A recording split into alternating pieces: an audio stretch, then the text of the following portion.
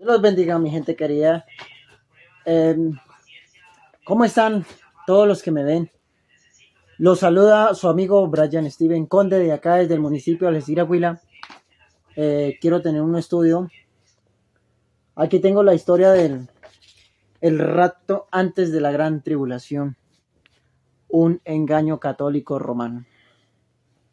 Me gustaría leerle un poco de historia sobre esto.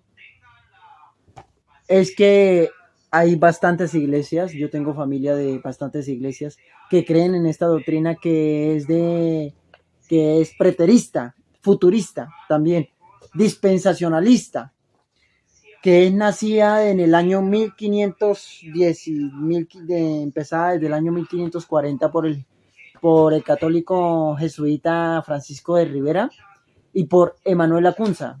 Les voy a leer un poco, lo voy a resumir un poco sobre esto, en qué consiste esta doctrina, en que muchas personas hoy en día están creyendo que Jesús va a venir en forma secreta hasta las nubes y se va a raptar su iglesia. ¿Qué es raptar? Raptar es arrebatar, es robar.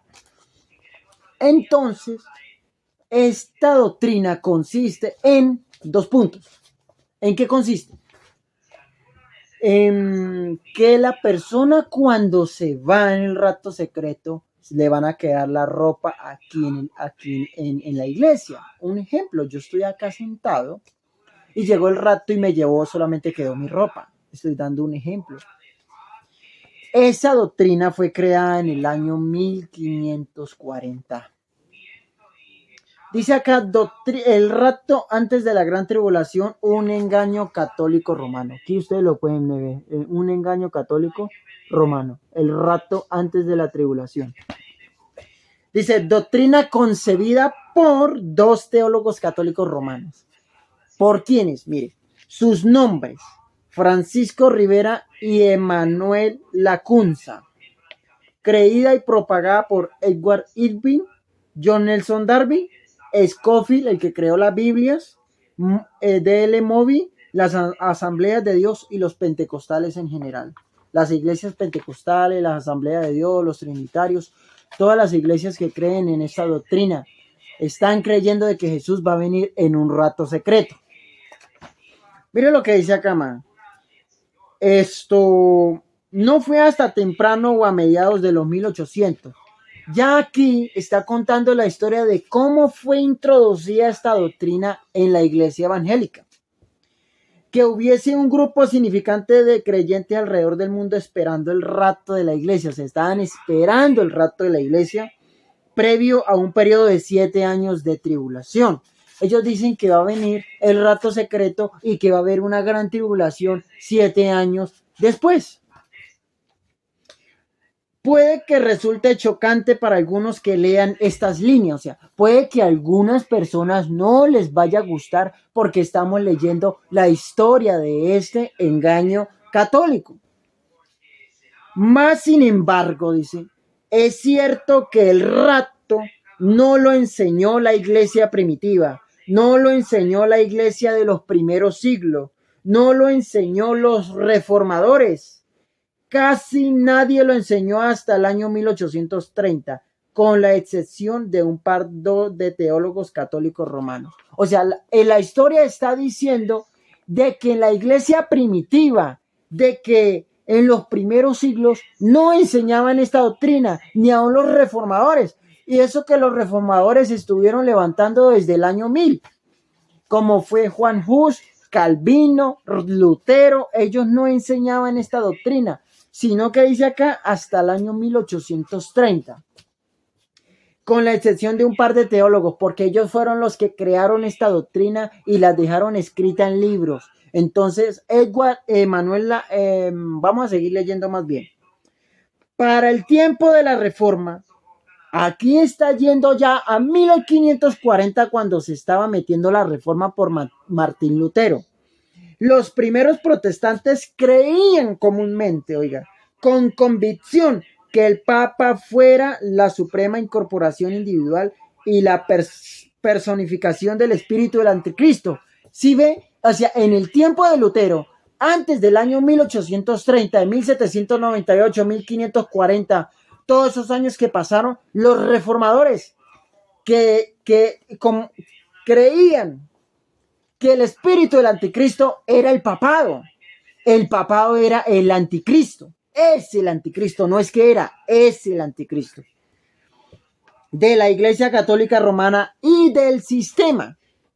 O sea, la historia está confirmando de que el espíritu, los reformadores, los hermanos evangélicos creían que el anticristo era el papado. Seguimos acá.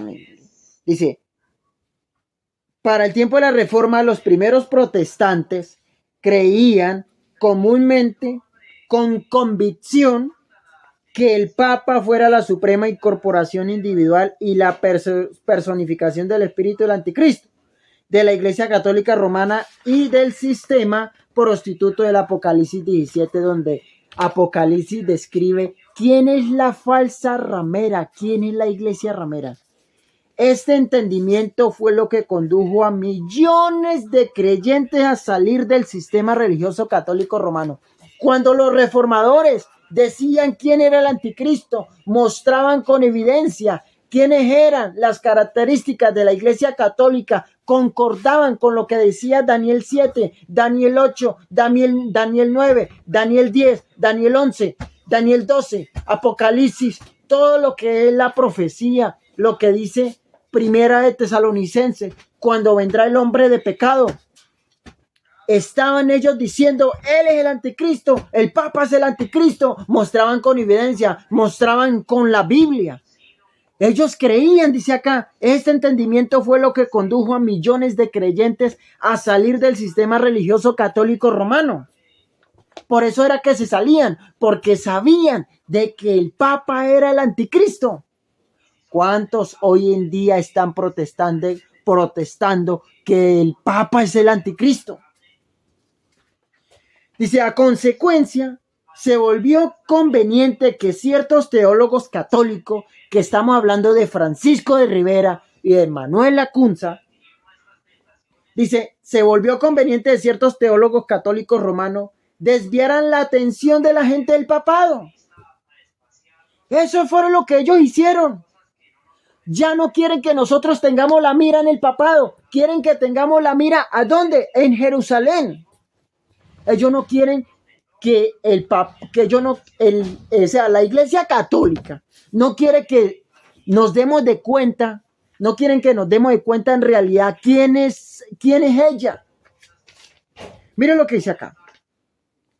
Y esto lo intentaron hacer por medio de inventar una interpretación contraria a la tenida por los protestantes. O sea, los protestantes creían en una segunda venida de Cristo. Entonces los católicos teólogos Francisco de Rivera y Emanuel Lacunza inventaron esta doctrina para poder desviar a la gente del papado, para llevarles contraria a ellos. No, ya Jesús no viene por segunda vez, sino que va a venir en forma secreta y se va a llevar y no van a pasar la gran tribulación. Miren lo que dice acá. Este nuevo esquema de interpretación profética fue conocido como futurismo. ¿Dónde habla la Biblia de futurismo? Eso fue lo que lo inventó los jesuitas, Francisco de Rivera, Manuel Lacunza. En vez de entender espiritualmente e históricamente el drama del libro de Apocalipsis, ellos lo consignarían todo un periodo breve de tiempo en el fin de la era cristiana. Eso es lo que se cree hoy en día. Y esto lo inventaron los católicos teólogos. Esto fue en el año 1540. Y eso después, más antes, ¿se creía eso? No se creía. Esto fue metido ya en el año 1830. Porque ellos intentaron introducir esta doctrina en la iglesia. Después del año 1540, la iglesia no la aceptó. Porque la iglesia sabía, la iglesia leía, la iglesia era ferviente en leer la historia. Pero en 1830, yo no sé qué fue lo que le pasó a la iglesia. Miren lo que dice acá. Sigamos leyendo. Fue un sacerdote jesuita llamado Francisco Rivera, quien Durante los días de la Reforma, estamos hablando de 1540, cuando Martín Lutero empezó una reforma grande. Mire, primero enseñará que todos los eventos del libro Apocalipsis tendrían lugar literalmente durante 3 años y medio del reinado del anticristo. Fueron lo que ellos inventaron. No, es que el anticristo va a venir cuando venga la gran tribulación. Y va a tener un lugar de tiempo de 3 años y medio. ¿Qué es anticristo? Anticristo no es alguien que se va a ir en contra de Cristo. Anticristo es que se hace pasar por Cristo. Mire, allá en el mismo fin de la era. Así, Rivera, o sea, el Francisco de Rivera, colocó el fundamento del sistema de interpretación profética de que el rato secreto ha llegado a ser ahora parte integral, parte de la doctrina, parte de la iglesia. Cuando la iglesia en los primeros siglos, la iglesia primitiva no enseñaba esto, no enseñaba esta doctrina. Más adelante, no señora, Emanuel Lacunza, otro sacerdote jesuita, oiga lo que dice acá, edificó sobre las enseñanzas de Rivera y pasó gran parte de su vida escribiendo un libro titulado El advenimiento del Mesías en gloria y majestad. Un jesuita llamado Emanuel Lacunza dice que se la pasó gran parte de su vida escribiendo un libro titulado El advenimiento del Mesías en gloria y majestad. ¿Cuántos están leyendo ese libro? Tengan cuidado con ese libro, porque ese libro lo escribió Emanuel Lacunza, un jesuita católico romano. La historia lo dice. Pero Lacunza escribió bajo el seudónimo de Rabí Ben Ezra, dice, alegándose que él fuera un erudito judío quien hubiese aceptado a Cristo como Salvador. ¡Ja! Imagínense cuánta gente no le va a creer si él se pasó por judío. Emanuel Lacunza escribió ese libro y él dijo que él era judío y que él había aceptado a Cristo. Y como la gente dice, no, es que los judíos conocen la doctrina, entonces le pasaron esa doctrina del rato secreto. Miren lo que dice acá. Con astucia jesuita, conspiró así para lograr que prestaran atención a su libro en círculos protestantes. Claro, como se pasó por judío, entonces la gente se estaba aceptando esa doctrina, pues para que él, porque como decían, es como un judío, y resulta que era un jesuita. Por eso la gente aceptaron ese libro. Por eso los hermanos aceptaron el libro, fue porque él se pasó por Jesús, por un judío. Mírese, donde como producción de la pluma de un jesuita, oiga, interesante, ese libro fue escrito por un jesuita. Dice, no lo hubiesen permitido en sus hogares. Donde la gente, si se hubiera dado cuenta que era un jesuita que había escrito ese libro, ¡ja!, la gente no lo habían permitido en sus hogares. No lo habían permitido, sí dice la historia, dice, alegándose que él fuera un erudito judío que hubiese aceptado a Cristo como Salvador. Con astucia jesuita, conspiró así para lograr que prestaran atención a su libro en círculos protestantes, donde, como producción de la pluma de un jesuita, no lo hubiesen permitido en sus hogares, porque lo escribió un jesuita, pero lo devorarían con ávido interés como obra sería de un judío convertido. Claro, lo leerían completo, y se metió esa doctrina del falso rato secreto. Estábamos en cuanto a la historia de los jesuitas, del rato secreto. Me perdonan, es que se me descargó el celular y me tocó ponerlo a cargar. ¿En dónde íbamos? Íbamos en la historia de que Emanuel Lacunza se hizo pasar por judío y pudo lograr meter ese libro que él había escrito. Y el libro se llama El advenimiento del Mesías en gloria y majestad. Vamos a seguir leyendo. Donde la gente se hubiera dado cuenta de que él era jesuita, no lo hubieran aceptado en sus hogares, dice la historia. Dice, pero como dice, no lo hubiesen permitido en sus hogares, pero los devorarían con un ávido interés como obra seria de un judío convertido. Interesante. Devoraron entero ese libro, lo devorarían, dice acá. Dice en las páginas de esta elaborada falsificación, Lacunza enseñó la noción de novedosa según la que Jesús retornaría no una vez, sino dos, raptando. Oiga, interesante. A su iglesia en la primera etapa de su retorno para que ella escape del reinado del futuro anticristo. Miren, la Biblia dice que el Señor viene por segunda vez. No dice que viene en dos fases, no dice que viene en dos etapas. ¿Cómo vamos a creer que el Señor va a venir primero por su iglesia antes de la gran tribulación, cuando en realidad esto es obra de los jesuitas? Esto no es obra de Cristo. ¿Cómo vamos a creer una doctrina de esta? Mire, su libro fue publicado por primera vez en español en el año 1812, encontrándose pronto en el estante de la biblioteca del arzobispo de Canterbury en Londres, Inglaterra. Ahora, después de Manuel Lacunza, dice, ahora surge el nombre de Edward Irving. Yo creo que ustedes deben distinguirlo como evangélicos, deben distinguirlo. Nacido en Escocia en 1792. Irving se convirtió en uno de los predicadores más elocuentes de su época. Estamos hablando de Edward Irving, que él era un buen predicador más elocuentes en su época. Y figura sobresaliente de la Iglesia Católica Apostólica de Inglaterra. En 1828, atrajo muchedumbres de hasta 10,000 personas a sus campañas al aire libre en Escocia. Irving atrajo a 10,000 personas en Escocia por las predicaciones que él hacía. Dice, su iglesia en Londres tenía cabida para 1,000 personas y todas las semanas una congregación de los más brillantes e influyentes de la sociedad la llenaba. Tenía una iglesia donde cabían 1,000 personas. ¿Usted cree tanta persona engañada en cuanto a esta doctrina?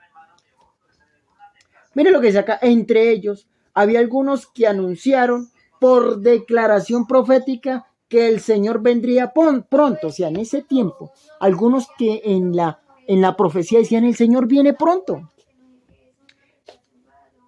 Y esto llegó a destacarse en sus enunciaciones y enseñanzas proféticas. Debido a estas declaraciones proféticas, algunos comenzaron a estudiar las escrituras a la luz de un retorno físico literal del Señor. O sea, por segunda vez. El Señor no viene en secreto, mi amigo. Mire, la palabra de Dios dice muy claramente en Apocalipsis 1:7, vamos a leer Reina Valera 1960. Apocalipsis 1:7 dice así. Mire lo que dice la palabra de Dios, dice.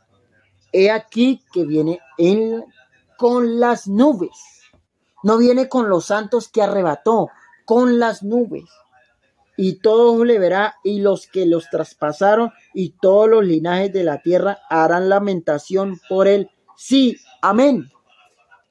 ¿Quiénes son? El Señor viene en las nubes.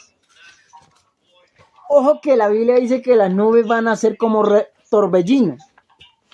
Y los santos que vienen con Jesús son los santos ángeles, que vienen a recoger de los cuatro extremos a los escogidos.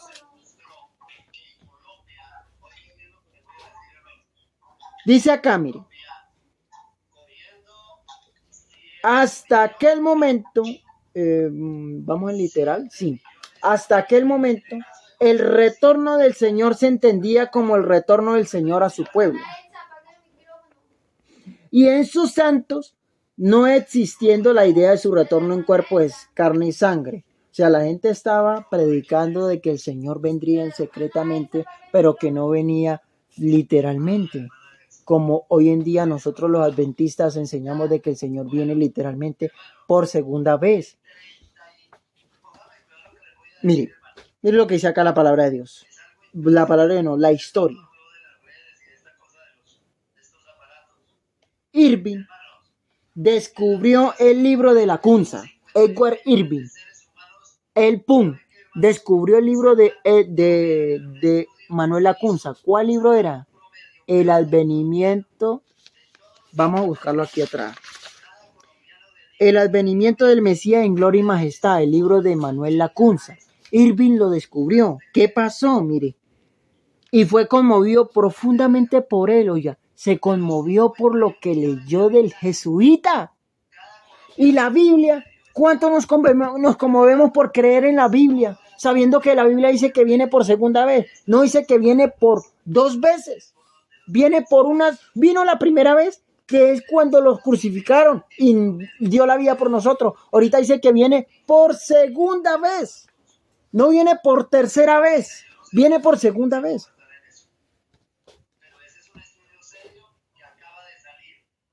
Y fue conmovido profundamente por él. De hecho, se enamoró de él. Dice la historia, Edward Irving, se enamoró del libro que publicó el jesuita Manuel Lacunza. Traduciéndolo al inglés, siendo publicado en Londres en 1827. En aquel tiempo, Irving escuchó lo que creía ser una voz del cielo. Irving escuchó una voz del cielo que decía, dice, la cual le comandaba a predicar el rapto secreto de los santos. ¿Será que eso viene de Dios? Se dejó engañar por el enemigo, porque dice la Biblia que el enemigo se viste como ángel de luz. ¿Qué va a pasar en el tiempo final? ¿Qué dice la Biblia? Satanás se va a vestir como Cristo para poder engañar a los escogidos. Mira lo que dice acá. Entonces, Irving comenzó a llevar a cabo conferencias bíblicas a través de Escocia y va a hablar sobre el rapto secreto, en las que enfatizaba el retorno de Jesús para raptar a su iglesia. Mi amigo que me escucha, ¿qué es el rapto secreto? ¿Qué es raptar? ¿Qué es rapto? Raptar, robar. Eso significa raptar, robar, arrebatar. Como yo le voy a raptar la Biblia a mi amigo, voy a decir yo. Me la voy a robar. Eso es. Pero el Señor dice, aquí, el Señor dice que viene como ladrón. No dice que viene siendo ladrón, viene como ladrón en la noche. Yo no sé si esta noche viene un ladrón y me va a robar la moto. Yo no sé. Por eso es, porque nadie sabe a qué hora viene el ladrón. Es lo mismo con Jesús. No sabemos a qué hora viene. Yo no sé, por lo menos yo no sé a qué hora viene. Nos acusan de que ponemos fechas, nosotros no ponemos fechas. Mira lo que dice acá, más o menos para aquel tiempo empezó a emerger un nuevo movimiento, el cual llegó a conocerse como los hermanos de Plymouth. Eso se está poniendo muy bueno porque estamos llegando a la historia de John Nelson Darby. El movimiento Hermanos tuvo su principio en Dublín en 1825.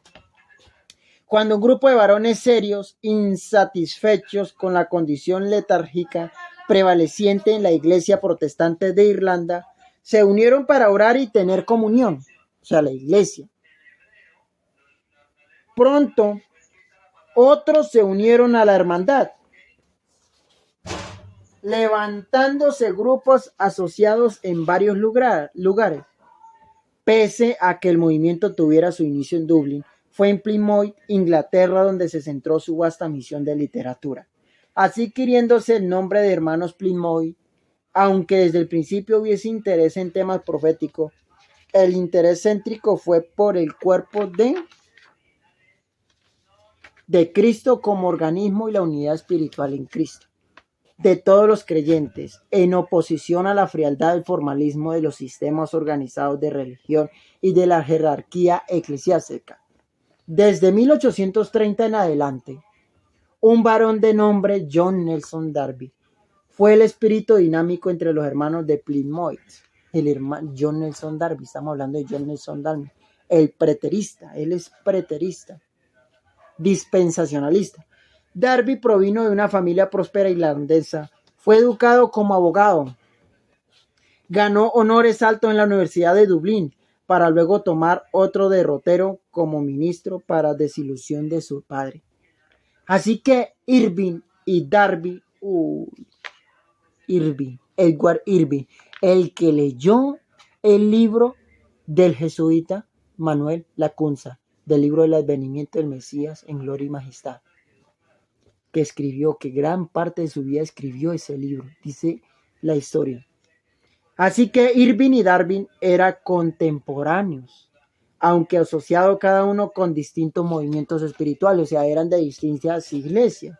En aquel mismo tiempo, otra serie de reuniones estaba en progreso. Un grupo de cristianos inconformes se reunió en la Castilla de Dama Power School para el estudio de la profecía bíblica. Mucho clero acudía, incluso no pocos de los irvingitas, o sea, los seguidores de Irving. Los irvingitas llegaron a las reuniones obsesionados con las ideas del rapto secreto. ¡Ay, que va a venir el Señor antes de la gran tribulación! ¡Nos vamos a ir! Decían. La Biblia no habla de un rapto secreto. ¿Sabe qué dice Primera de Tesalonicenses capítulo 2, versículo 3?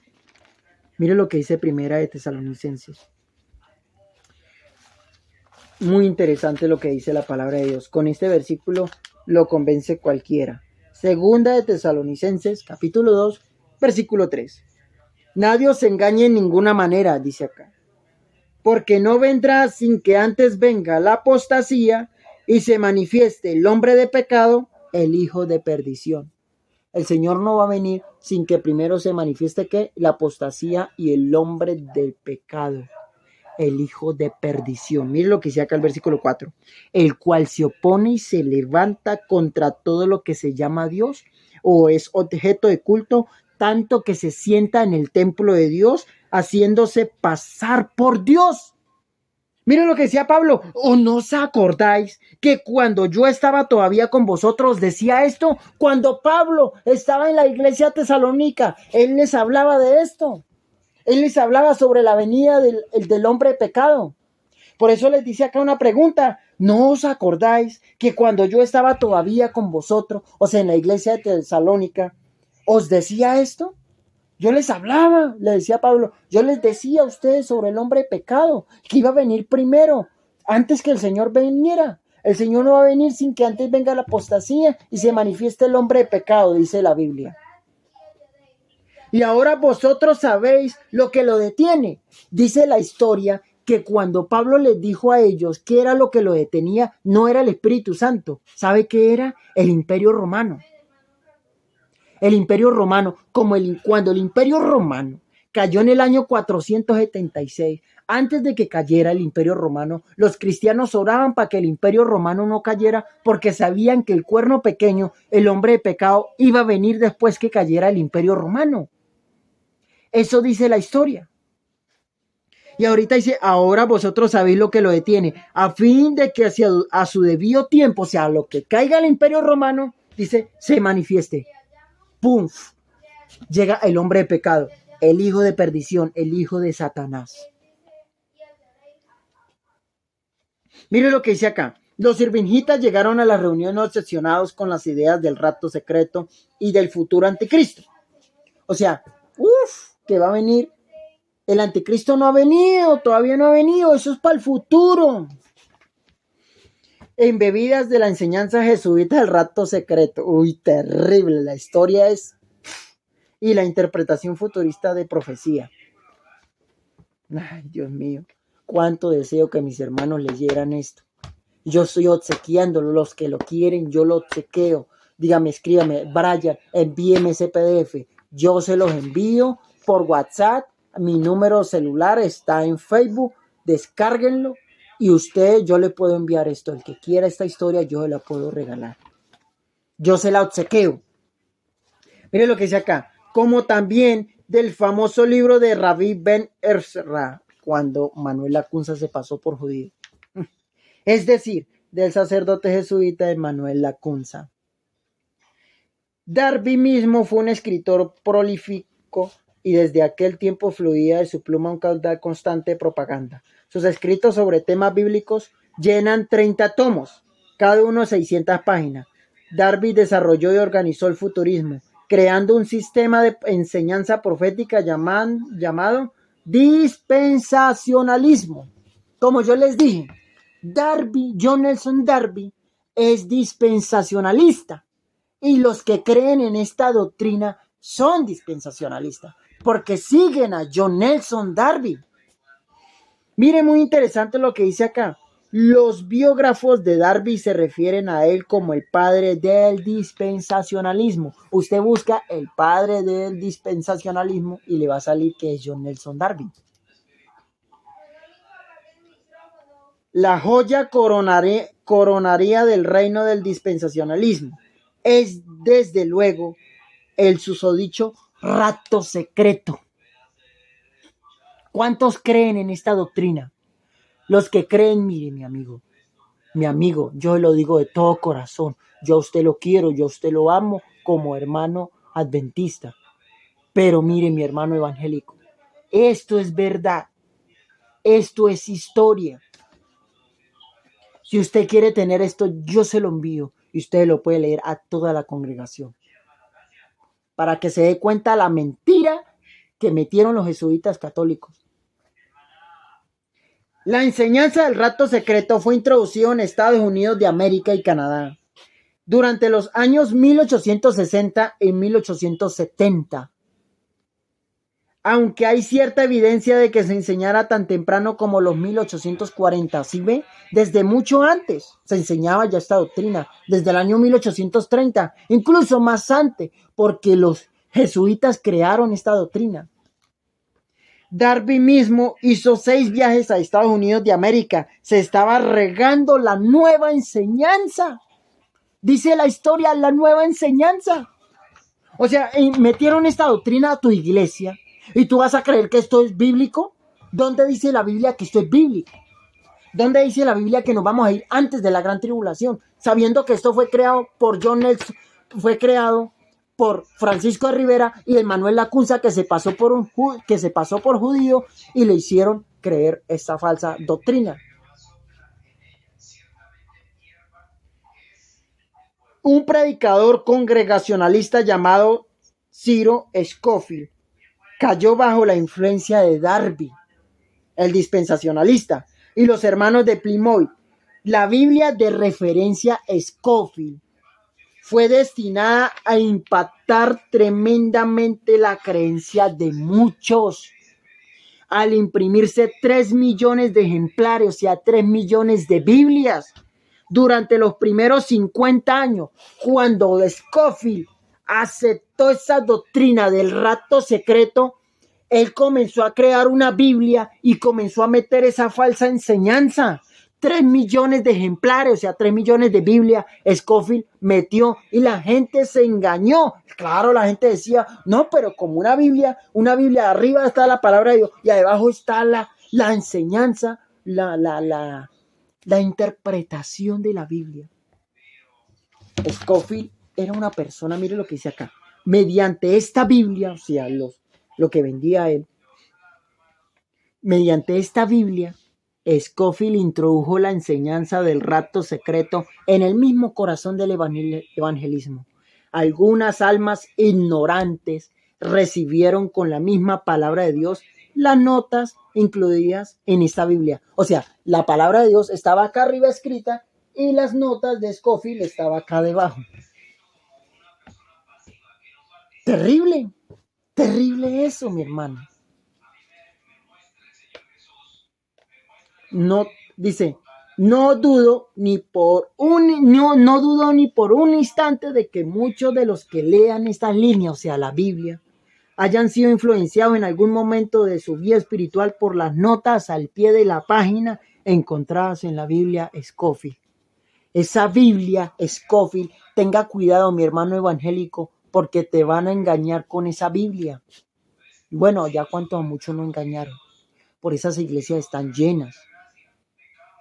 Porque las iglesias no quieren pasar la gran tribulación, no tienen una fe para pasar. Incluso yo no sé si puedo pasar. Esto va a ser tan terrible, el enemigo nos ha engañado, nos tiene engañados realmente. Tenemos la evidencia en nuestras manos. ¿Por qué no nos despertamos? No despertemos a nuestros hermanos. Despierte a tus hermanos que están engañados con esta falsa doctrina.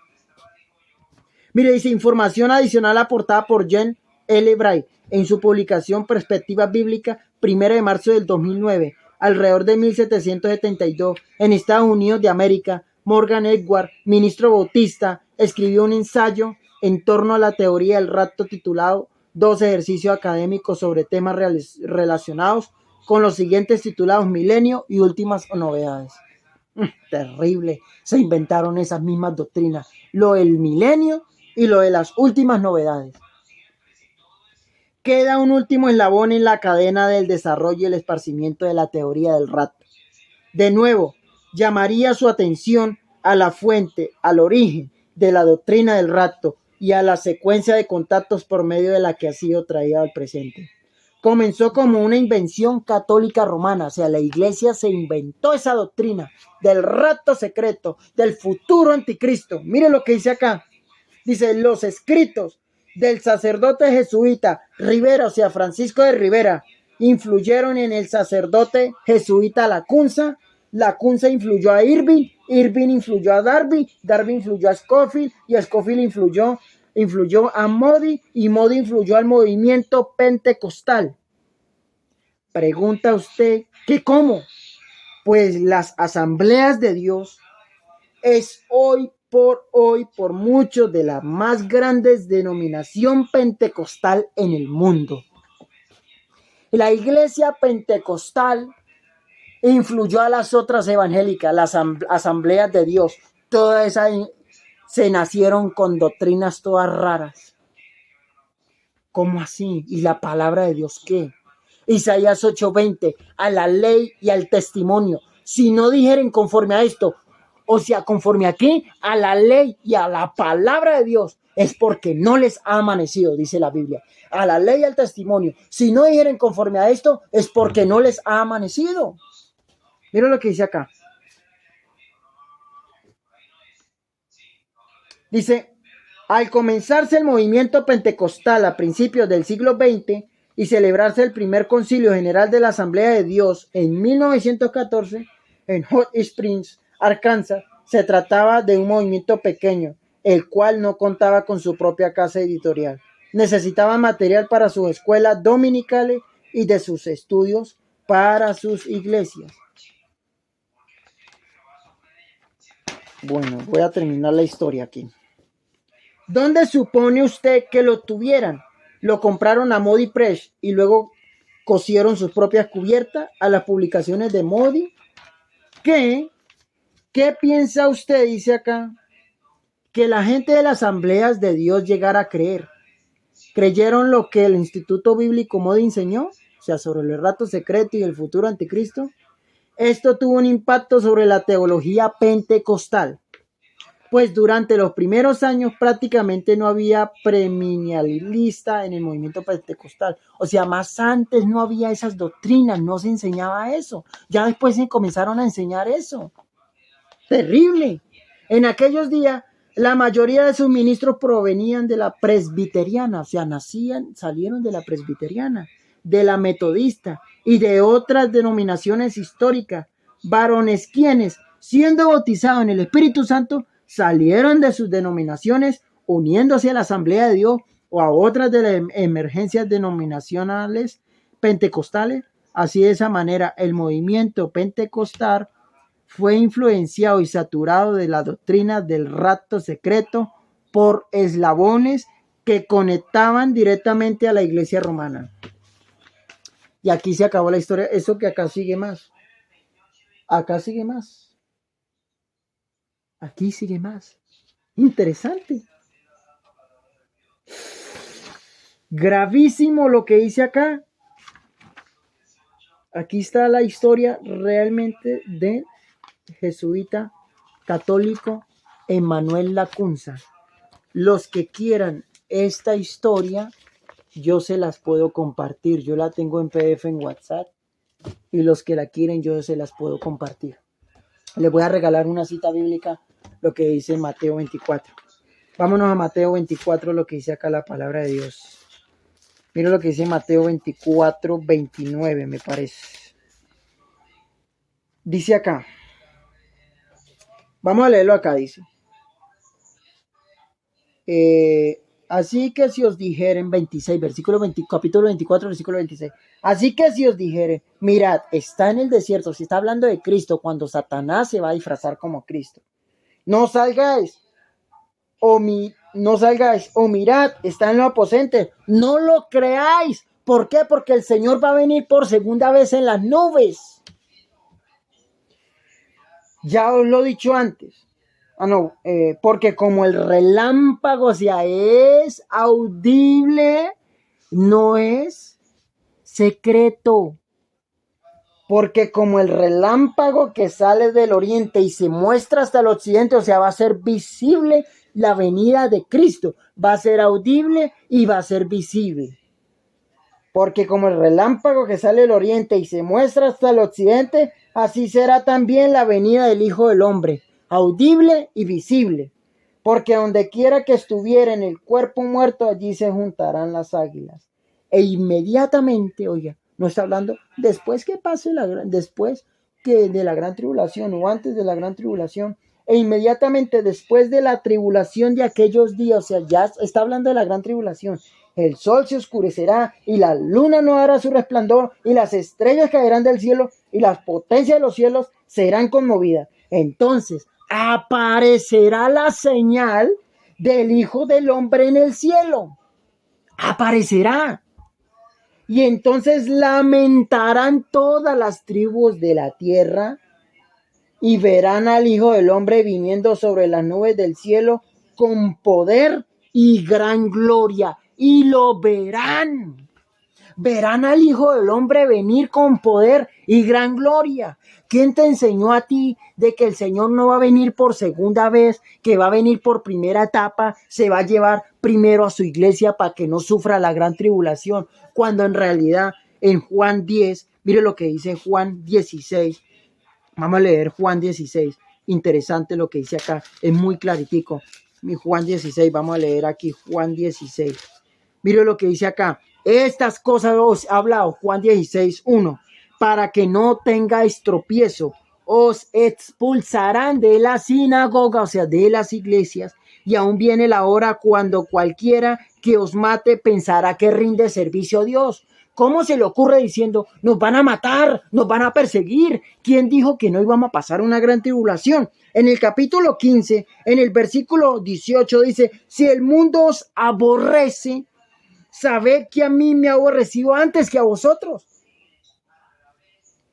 Si fuerais del mundo, el mundo amaría lo suyo, pero porque no soy del mundo, ante yo os elegí del mundo, por eso el mundo os aborrece. Interesante.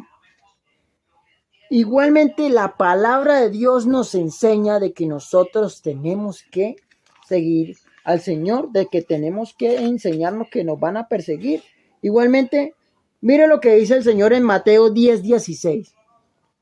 He aquí, dice, yo os envío como ovejas en medio de lobos. Sed pues prudentes como serpiente y sencillos como palomas. Y guardaos de los hombres, porque os entregarán a los concilios y en sus sinagogas, dice, os azotarán. Dice, y aún ante gobernadores y reyes seréis llevados por causa de mí para testimonio a ellos y a los gentiles. Nosotros vamos en la gran tribulación ser llevados ante los gobernadores, pero para testimonio a los gentiles y para testimonio a ellos, a nuestros propios hermanos. Miren lo que dice acá. Mas cuando se entreguen, no os preocupéis por cómo, qué hablaréis, porque en aquella hora os será dado lo que habéis de hablar. El hermano entregará la muerte al hermano y el padre al hijo, y los hijos se levantarán contra los padres y los harán morir. Y seréis aborrecidos de todos por causa de mi nombre, mas el que persevere hasta el fin, este será salvo. Cuando os persigan en esta ciudad, huid a la otra, porque de cierto os digo que no acabaréis de recorrer todas las ciudades de Israel antes que venga el Hijo del Hombre. Aquí está más clarito. Nosotros vamos a ser perseguidos. ¿Quién te enseñó a ti de que no vamos a ser perseguidos, mi amigo? o mi amiga, mi hermano que me escucha. El discípulo no es más que su maestro, ni el siervo más que su señor. Oiga, bástale al discípulo ser como su maestro y al siervo como su señor. Si al padre de familia llamaron Belcebú, dice, ¿cuánto más a los de su casa? Si a Jesús lo llamaron satánico, ¿cuánto más a sus hijos? La Biblia es muy clara. 10:34, ¿qué dice? No penséis que he venido para traer paz a la tierra. No he venido para traer paz, sino espada. La Biblia fue más que clarita. No hay más. No hay más textos. Incluso hay muchos textos bíblicos donde hablan de que nosotros vamos a pasar la gran tribulación, que seremos aborrecidos por causa del nombre de Jesús. ¿Y cuánto de nosotros estamos dispuestos a sufrir por causa del nombre de Jesús? ¿Cuánto estamos dispuestos? Mi amigo, yo te hago una pregunta. ¿Tú estás dispuesto a sufrir por causa de Jesús? ¿Tú estás dispuesto a dar su vida? Cuando Jesús dice que el que no aborrece ni aún su propia vida, no puede ser mi discípulo. Esta doctrina del rato secreto fue creada por los jesuitas católicos romanos. Los que creen en esta doctrina son seguidores de la Iglesia Católica. Por eso hay un dicho que dice, todos los caminos llevan a Roma. Pues mi amigo, mi amiga que me escucha, si tú me quieres creer en cuanto a esta doctrina, amén. Y si no, búscalo tú, júzgalo por ti mismo. Búscalo por internet, la historia del rato secreto. ¿Quién la creó? Y ahí te sale toda la historia. Dios te bendiga y te guarde.